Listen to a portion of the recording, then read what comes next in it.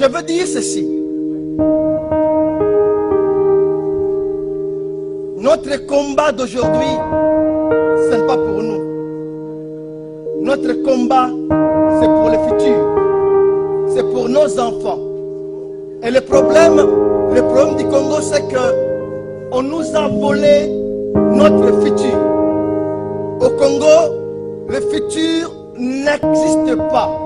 Et ce qui est malheureux, c'est que même la communauté internationale qui s'organise dans leur pays pour préparer le futur de leurs enfants, ils ferment les yeux sur tout ce qui se passe au Congo. Et les combats que nous menions aujourd'hui, c'est le combat de l'avenir du Congo. J'aimerais souligner quelque chose. À l'heure actuelle, et ça c'est un message, c'est l'appel que je lance au peuple congolais. À l'heure actuelle,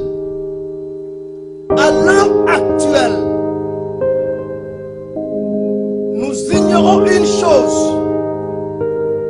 que nous avons donné à nos ennemis la force de dominer sur nous. Vous pourriez dire, pasteur, comment? Nos comportements, nos divisions, nos haines tribales, nos religions, nos critiques, c'est ça ce qui fait que l'ennemi commence à régner sur nous. Et nous arriverons à gagner si d'un seul homme comme le 4 janvier, nous nous levons. Vous regardez à l'autre, vous ne dites pas qu'il est Mungwande ou qu'il est Moulouba, ou qu'il est musulman, vous vous dites qu'il est congolais. Nous nous tenions le main.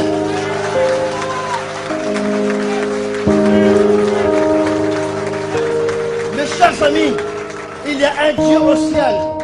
Et ce Dieu-là voit la misère qui est au Congo. Ce Dieu-là a dit que la terre est sacrée. Il a même dit à Josué, allez pour cette terre, allez se battre. Et notre combat est légitime.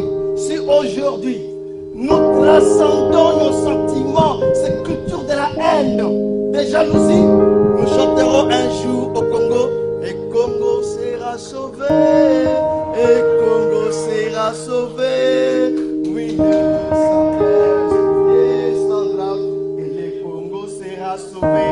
La division, la haine, la moquerie, la polémique, c'est ça qui empêche pour que nous évoluions. Mais dès que vous remarquez tel frère qui était X, mais il commence à parler votre langage, notre langage, ensemble, je crois que nous arriverons. Voilà le mot qui est sorti, à sauver ce pays qui est déjà dans le gouffre.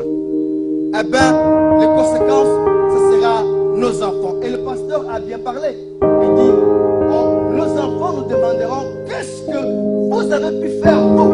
Il dit ici.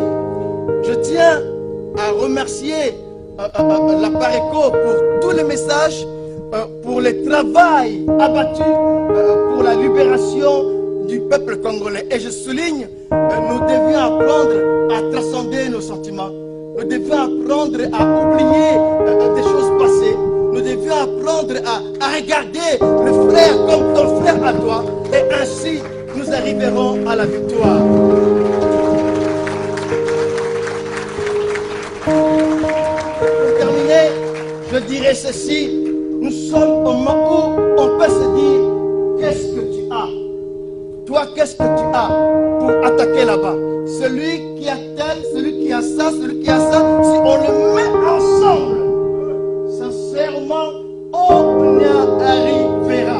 On ne peut pas, même à l'Amérique, ne peut pas dominer ou gagner un peuple uni.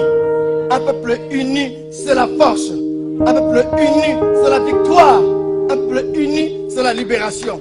Et dans tout cela, quand on se réunit, on devrait parler ce langage. Tous les mots qui ont détruit, qui continuent à détruire notre pays. Il y a ce manque de sincérité. Il applaudit ici dans la salle, mais dehors, il est autre chose. Manque de sincérité. La deuxième chose, c'est l'hypocrisie. Nous, Congolais, nous sommes souvent des hypocrites. Si nous arrivons à être libérés de cet esprit de l'hypocrisie, nous arriverons. Et voilà cette dernière chose, ce qui est triste à le dire, c'est que nous, peuple congolais, nous sommes très, il y a même très corruptibles. Un Congolais peut vendre sa femme que par une promesse d'un don. Je ne dis pas qu'il y a un don, mais par une promesse d'un don. Et par une promesse, il vend son pays. Par une promesse d'être ministre, il trahit le pays. Mais si nous arrivions à être encore une fois libérés de ces démons, nous arriverons.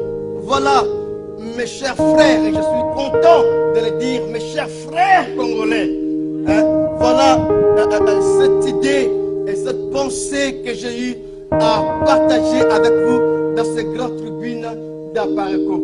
Que Dieu bénisse les Congolais.